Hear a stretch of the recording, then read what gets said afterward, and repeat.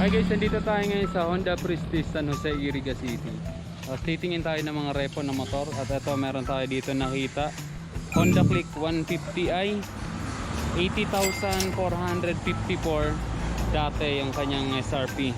Then ngayon 73,140 na lang siya, tapos zero down payment. Then ang magiging monthly installment mo sa 36 months 3,844. So affordable siya guys. Honda Click 150i. Then makinis pa naman siya, konting gas-gas lang. Meron pa siyang sticker dito ng Monster Energy. Then ayan oh, maganda pa. Yun nga lang, meron siyang basag dito. Pero mura lang naman yung fairings na yan pag pinaayos mo eh. Yan, ayan, naka-idling stop pa yan. Ayan guys, so zero down payment. Repo, Honda Click 150i. Konting gas-gas lang to.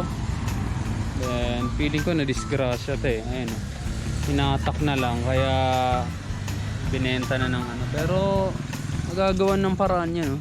Para sa presyong 73,000 meron ka ng Honda Click 150i. Nasa sayo na lang yung paano mo didiscarte na maayos to eh. Yun eh, konting galos-galos lang. So, alam naman natin maganda talaga ang Honda Click 150i. Repo yan, pero okay pa, konting basag lang. Then meron din dito ang kulay pula. Medyo ano to, medyo malala ng kaunti kasi mukhang lumang-luma na.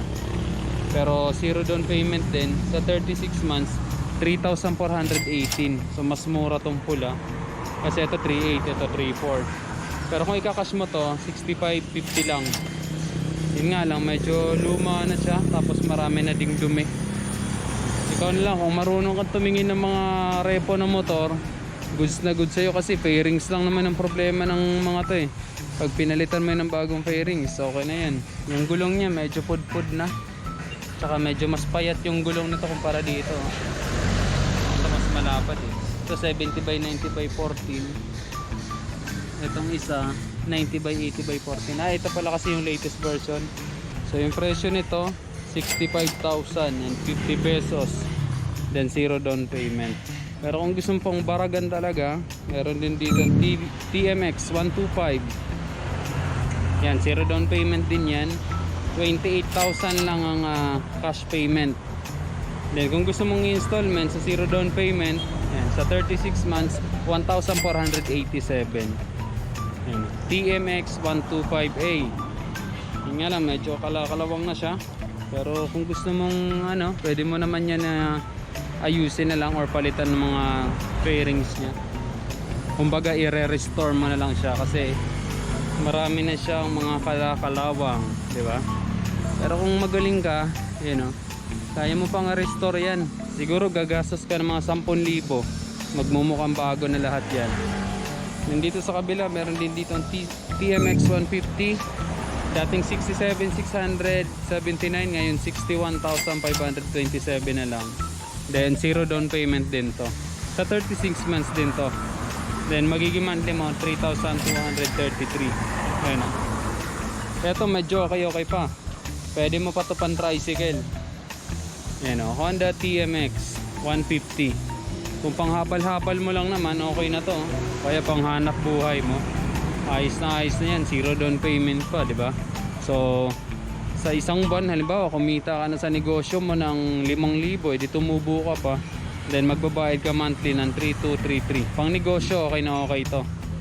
Then ito TMX 125A ulit, 29,394. Mas mahal ng kaunti, mukhang bago-bago pa to ng kaunti. Yung isa kasi puro kalawang na talaga eh, mukhang nababad na eh, nababad na sa kalawang. Ito medyo makinis-kinis pa siya ng kaunti oh. Kaya 29,394 lang sa cash payment, tapos zero down payment din. Sa 36 months nito 1,545, diba? Okay na okay pa siya oh. Palitan mo lang ng fairings to, okay na to eh. Panghanap buhay mo, pan tricycle, ayos na ayos yan. Then ito naman, syempre medyo meron tayong latest dito na Honda Beat 110 Fi, 44,135. Zero down payment din yan sa 36 months 2,320. Eto medyo sumemplang na to kasi ano, kita naman may mga gas-gas na siya. Pero kung pwede mo naman palitan yung fairings niyan kung gusto mo. Feeling ko gagastos ka dito ng mga 4,000 to 5,000 para sa kompletong fairings. Estimate ko lang yun. Kasi front fender, mura lang naman. Papalitan mo lang ng front fender yan. Mura lang naman ang front fender. Ito kasi basag-basag na yung front fender niya. Pero kung i-avail mo siya ng 0 down payment, tapos sa 36 months mo, di ba? 2,320. May pang service ka na. Hindi ka na hawak mo na yung oras mo, hindi ka na mahihirapan sa biyahe mo. Then bibili ka na lang ng side mirror mo, di ba? Yan, Honda Beat 110 Fi. Dati siyang 48,548, 44,135 na lang, tapos 0 down payment pa. Yan, 2,320. Yan yung mga likod nila.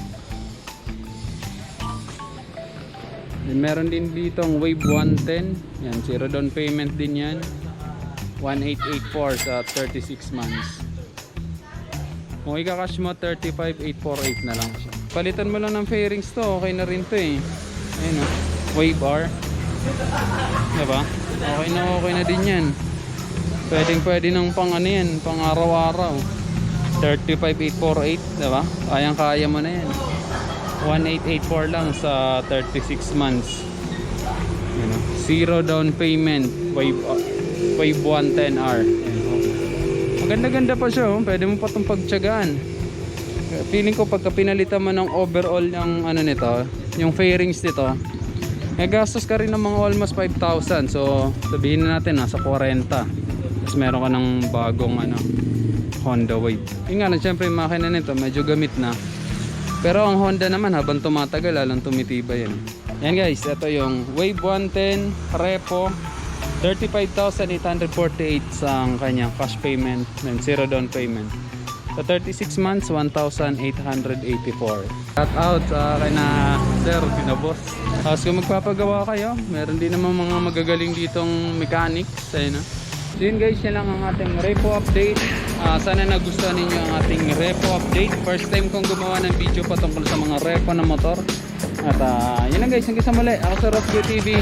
Ride safe always and God bless.